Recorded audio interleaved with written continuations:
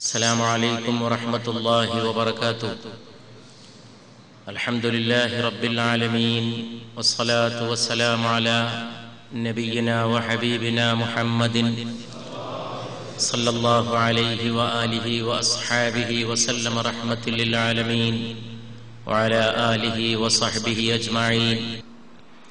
ഏറ്റവും ബഹുമാനപ്പെട്ട ഏറ്റവും പ്രിയപ്പെട്ട സഹോദരന്മാരെ സഹോദരിമാരെ, നമ്മളെല്ലാവരും മനസ്സിലാക്കിയിട്ടുള്ളതുപോലെ ഏറ്റവും ആദരണീയനും ഏറ്റവും സ്നേഹനിധിയുമായ ഒരു മഹാവ്യക്തിത്വത്തെ സ്മരിക്കുന്നതിനാണ് നാം ഈ അവസരത്തിൽ ഇവിടെ സന്നിഹിതരായിട്ടുള്ളത്.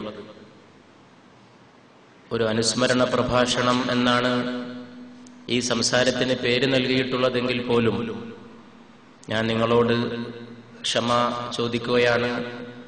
ഒരു അനുസ്മരണ പ്രഭാഷണം നടത്താനോ ചിട്ടയൊപ്പിച്ച് ഈ അനുസ്മരിക്കപ്പെടുന്ന മഹാവ്യക്തിത്വത്തെ അനുസ്മരിക്കാനോ ഒന്നുമല്ല ഞാനിവിടെ നിങ്ങളുടെ മുമ്പാകെ എഴുന്നേറ്റ് നിൽക്കുന്നത്. സാധ്യമല്ലാത്ത ഒരു കാര്യമാണത് എന്ന് നമ്മളെല്ലാവരും മനസ്സിലാക്കുന്നു. ഹൃദയതാപമുണ്ടാക്കുന്ന ഒരു വിഷയത്തെക്കുറിച്ച്, സങ്കടപ്പെടുത്തുന്ന ഒരു വിഷയത്തെക്കുറിച്ച് ചിട്ടയൊപ്പിച്ചും വിഷയാവതരണത്തിന്റെ മര്യാദകൾ പാലിച്ചുകൊണ്ടും സംസാരിക്കുക എന്ന് പറയുന്നത് സാധ്യമായ ഒരു കാര്യമല്ല. സമാദരണീയനായ സയ്യിദ് മുഹമ്മദ് അലി ശിഹാബ് തങ്ങൾ നമ്മുടെ എല്ലാവരുടെയും ഹൃദയാന്തരങ്ങളിൽ മനോഹരമായ ആ മന്ദഹാസം തൂകിക്കൊണ്ട് നിലകൊള്ളുന്നുണ്ട്. അടുത്ത ദിവസമാണ് മഹാനായ ഈ നായകൻ നമ്മോട് വിട പറഞ്ഞ് ഇഹലോകവാസം വെടിഞ്ഞിട്ടുള്ളത്. നമ്മളാരും ആലോചിക്കാതെ, ഒട്ടും നനച്ചിരിക്കാതെ ആ വിയോഗം സംഭവിച്ചു. കുറെ കാലം കൂടി ഉണ്ടായിരുന്നുവെങ്കിൽ എന്ന് എല്ലാവരും ആഗ്രഹിക്കുന്ന ഒരു ജീവിതമാണ്. കുറച്ചു കൊല്ലങ്ങൾ കൂടി ഉണ്ടായിരുന്നുവെങ്കിൽ, കുറെ വർഷങ്ങൾ കൂടി ജീവിച്ചിരുന്നുവെങ്കിൽ നേതൃത്വം നൽകാനും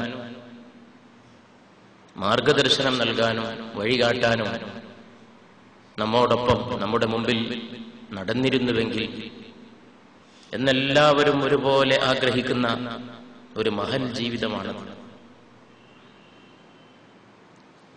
ആ മഹൽ ജീവിതത്തെ ഒരു അനുസ്മരണ പ്രഭാഷണത്തിലൂടെ അവതരിപ്പിക്കാമെന്ന് വിചാരിച്ചിട്ടൊന്നുമല്ല ഞാനിവിടെ നിൽക്കുന്നത്. പിന്നെ സ്വാഭാവികമായി മാസാന്തം ഇവിടെ നടക്കുന്ന ഈ മഹാസദസ്സിൽ മഹാനായ സയ്യിദ് മുഹമ്മദ് അലി ശിഹാബ് തങ്ങൾ വിട പറഞ്ഞ് ഒരാഴ്ച തികയുന്നതിന് മുമ്പ് ഇവിടെ മഹാനായ തങ്ങളെക്കുറിച്ച് പറയാതെ, മഹാനായ തങ്ങൾക്ക് വേണ്ടി പ്രാർത്ഥിക്കാതെ നമുക്ക് ഈ സദസ്സ് സംഘടിപ്പിക്കാനോ ഇവിടുന്ന് പിരിഞ്ഞു പോകാനോ കഴിയാത്തത് കൊണ്ട് ഒരു നിർബന്ധിതമായ അവസ്ഥയിൽ നടത്തുന്ന ഒരു അനുസ്മരണമാണിത് എന്ന് ഞാൻ നിങ്ങളെല്ലാവരോടും വളരെ വണക്കമായി ഉണർത്തുകയാണ്. അല്ലാതെ ഒരു അനുസ്മരണ സമ്മേളനമായിട്ട്, അനുസ്മരണ പ്രഭാഷണമായിട്ട് മുന്നൊരുക്കങ്ങളോടുകൂടി സംഘടിപ്പിച്ചതല്ല ഇത്. വളരെ പ്രയാസപ്പെട്ടുകൊണ്ടാണ് ഈ നിൽക്കുന്നതും ഈ സംസാരിക്കുന്നതും ഈ പരിപാടി സംഘടിപ്പിക്കുന്നതുമെല്ലാം എന്ന് നിങ്ങൾ മനസ്സിലാക്കി കാണും. പിന്നെ ഞാൻ ഇടക്ക് എന്തെങ്കിലും സങ്കടപ്പെട്ടു പോകുന്നുവെങ്കിൽ അതിനും നിങ്ങൾ മാപ്പാക്കണം. ഞാൻ അത്ര ശക്തിയും അത്ര വലിയ കരുത്തും ഉള്ള ഒരാളല്ല. മനസ്സിനെ വിഷമിപ്പിക്കുന്ന, ഹൃദയത്തെ വളരെയേറെ ദുഃഖിപ്പിക്കുകയും തളർത്തിക്കളയുകയും ചെയ്യുന്ന കാര്യങ്ങൾക്ക് മുമ്പിൽ വികാരാധീനരാകുന്നവരിൽപ്പെട്ട ഒരാളാണ് ഞാൻ. എനിക്ക് തന്നെ അത്ഭുതമാണ് മഹാനായ തങ്ങളുടെ ജനാസയുടെ അടുക്കൽ മണിക്കൂറുകളോളം കാര്യമായ കുഴപ്പമില്ലാതെ എങ്ങനെയാണ് നിൽക്കാൻ സാധിച്ചത് എന്നുള്ളത് അള്ളാഹുവിന്റെ ഒരു വലിയ അനുഗ്രഹമായും മഹാനായ തങ്ങളുടെ വ്യക്തിത്വത്തോടുള്ള സ്നേഹത്തിന്റെയും ബഹുമാനത്തിന്റെയും ഒക്കെ പേരിൽ അള്ളാഹു നൽകിയ ഒരു അനുഗ്രഹമായിട്ടുമാണ് ഞാൻ അതിനെ കാണുന്നത്. അല്ലെങ്കിൽ അങ്ങനെയൊക്കെ നിൽക്കാനും അങ്ങനെയൊക്കെ പ്രവർത്തിക്കുവാനും സാധിക്കുന്ന കരുത്തോ അതിനാവശ്യമായ നെഞ്ചൂക്കോ ഒന്നും ഉള്ള ഒരാളല്ല ഞാൻ. ഇത് ഞാൻ പറയുന്നത് ഈ സംസാരത്തിനിടയിൽ സങ്കടം വന്നാൽ സംസാരം മുറിഞ്ഞു പോകും. അപ്പൊ സങ്കടം വരാതെ ഈ സംസാരം ഒരുമിപ്പിക്കുന്നതാണ് വളരെ നല്ലത്. എനിക്കും അതറിയാം. എങ്കിലും ഇടയ്ക്കങ്ങനെ സംഭവിച്ചു പോയാൽ ബഹുമാനപ്പെട്ട സദസ്സ്, ബഹുമാനപ്പെട്ട സഹോദരങ്ങൾ ക്ഷമിക്കണം.